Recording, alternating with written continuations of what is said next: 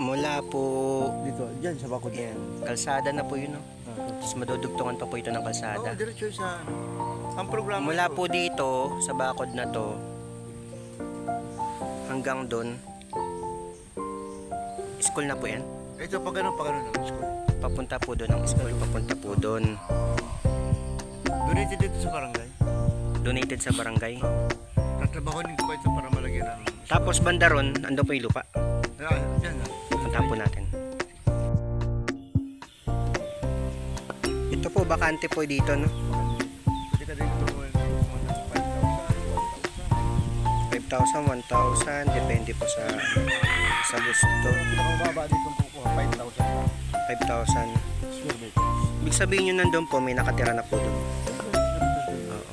Ito naman nasa Manila ang may-ari. Sa Manila ang may-ari po dito sa part na to. Ikutan na po natin dito. Kasi dito may mga bahay na. May mga bahay na itong kabilang buto, hindi ba ito sa amin? Farm na po talaga. Ibig sabihin itong papunta po ito sa Ito papunta ito. Santo Domingo. Pag nagtuloy-tuloy na po yung daan. Talagang ito ang pet project. Okay. Kasi naputol na po doon yung kalsada, di po ba? Tutuloy na po ito.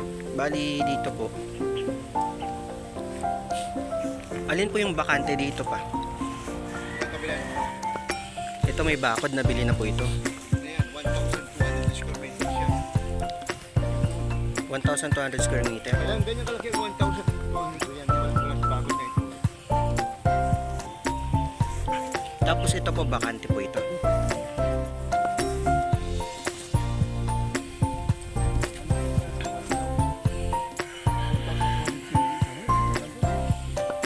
Ang lawak. Kung isang 1,000 pa, ito idea.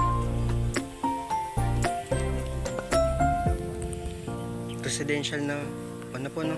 Ibig sabihin nito po, may ang nabili na rin niya, may nakatira na eh. Tapos pero pag yan kantong yan, 1,000 square meters yan. Nabili na rin yan. Ito 1,000 square meter. 1,000. Malinis na rin, oh. May mga nyug pa. Hanggang dun po dun sa may kanto nun. Kasi may kanto, yun na po yung 1,000 square meter. Oh, 1,200. Ito ay 1,220. 1,220. Pwede mo nang palinisin. Maganda pa nga. Kasi may nyug pa. Dito wala. May mga nyug pa. Okay dito. Ito malinis dito. Ito dito lang ang bahay mo. May panggata ka pa. May mga nyug pa nga, oh, malinis. Pwedeng pasture land din, oh. Pwede. Maganda, maganda. Parang mas okay dito kaysa doon sa kabila. Oo. Okay. Kabakuran lang. Pero yung kabila, Doon naman. Mataas. Pero hindi ito tinutubig. hindi po dito na yung tubig, no? Yung kalsada po doon kasi putol na, no? Putol. Madudugtungan na po yun dito. Within this year po. Depende. Masabi, pero 3 years, 2 years pa naman ako eh. Ah, Punong barangay. Kasi dito ako nakakonsentrate. sa kalsada po, no? Pati yung kabila po doon natin, no? Lahat yan. Saka ito naman, tignan mo, matibay ito. Concrete na lang ang kulang dito. Ibig sabihin dito po, mataas po yung area dito. Mataas dito. Ang ganda lang din, may nyug pa eh. Dito pa lang maraming nyug. Ilan-ilan na lang. Ano po yung punong mataas na yan? Kamagong. Ah, kamagong. May puno ng kamagong. Tapos may kabahayan pala dun. Ganda po yung bahay dun. Pwede dito mag-cut ng 1,000 square meter po, no? Pwedeng magkat dito ng 1,000.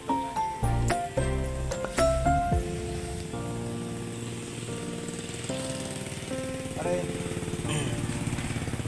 Ibig sabihin, pwede pala ako dito makadiskarte ng 1,000 square meter. Oo, dito. Makat ka lang dito kung saan ako. Pag mabili ka na, may juridic naman kaming hiring. Ikakasi ng juridic.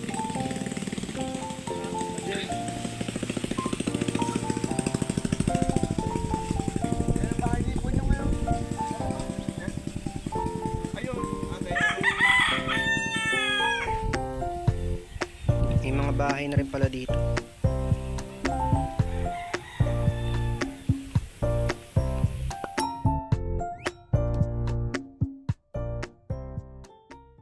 Maganda rin dito. May nakatira dito oh, ganda. Ay, mga ilang buwan lang magkakaroon na rin dito ng mga bahay, no? Kabahayan. Ay, ito kasi, depende sa mga pag may bumili, mabahay nila. Malapit na pala, kakalsadahan na rin. Ay, tuloy-tuloy naman ito. Mhm. Oh, tayo. Uy. Kinakalsadahan na, tuloy-tuloy na ito.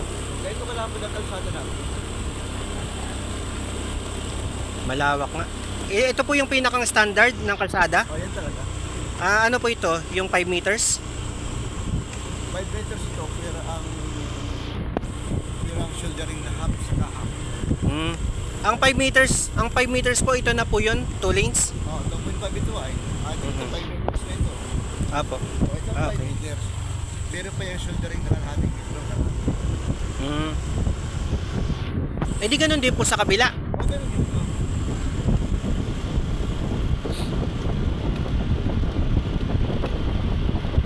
Malapit lang po pati. Malapit na.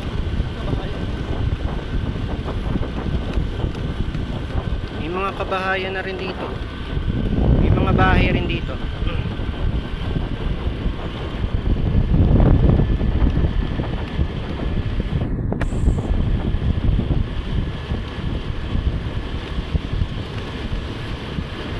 Wow. Parang subdivision po dito, no? Ito na po yun. Project. Yes, project. Ito po ay urban. Urban. Urban 4, gano'n man, gano'n. Ibig sabihin doon pala yung urban 4.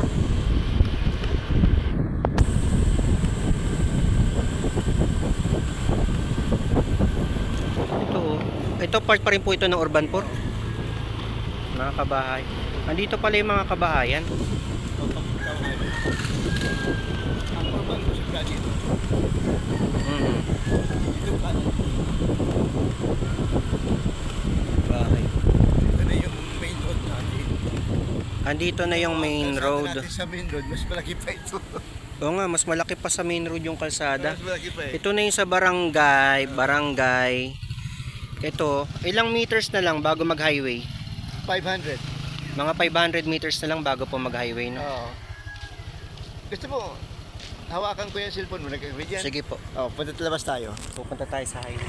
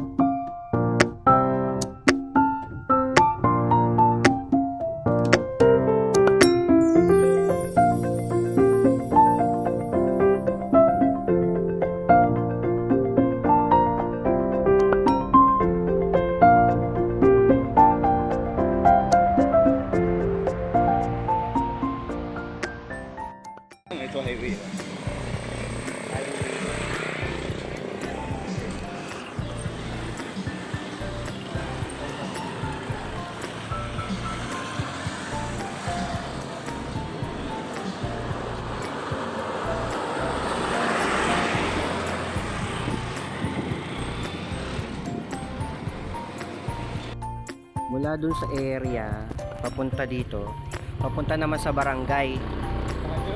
Mula dun sa lugar, papunta sa barangay. May pahinang po natin. Pinakasentro ng barangay, Kaawigan. Yes, ayun o. May mga solar light, may mga ilaw na. Ibig sabihin lahat ng kalsada magkakaroon ng solar light. Bukod sa kalsada. Yan ang programa. May request din kami committee Wow. ABM. Ano ba ako yan? Kaya pag lumabas yun, hanggang sa pinuntahan natin, Pati po yung ano no. pinunta ko lang ang main road.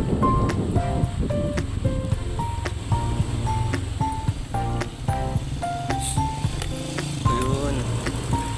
Ito na yung barangay. Saglit lang, nasa barangay na.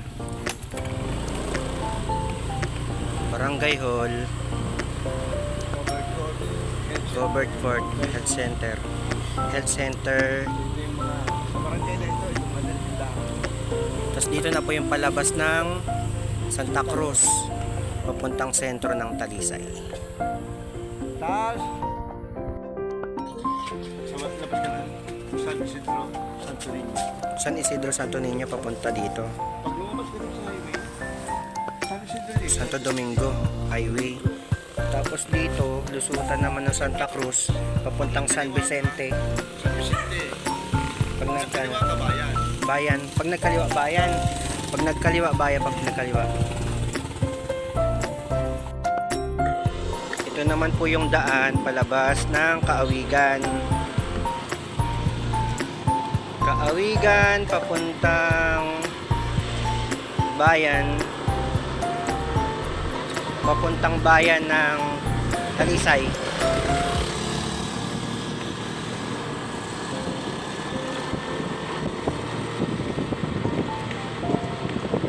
Sentro ng Talisay. Okay. Oh.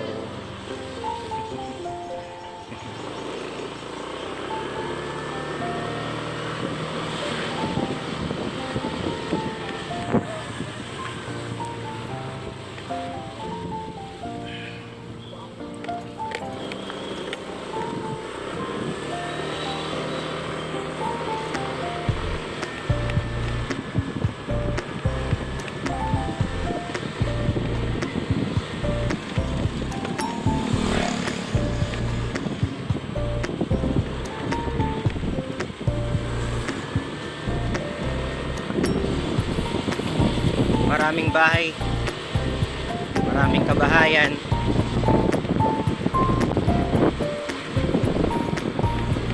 Mga 500 meters hanggang main road na ulit.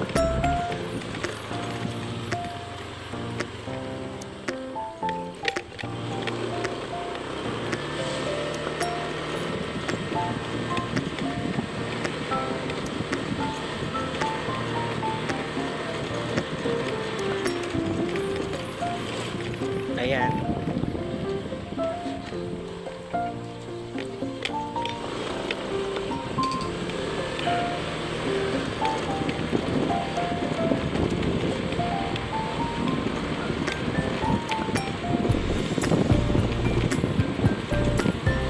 Nandito na tayo sa main road. Main road.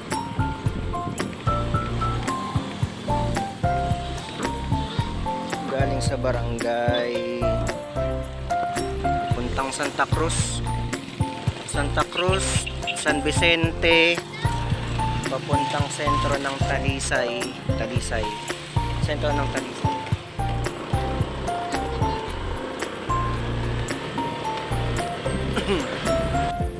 Ito na yung daan papunta ng sentro ng Talisay.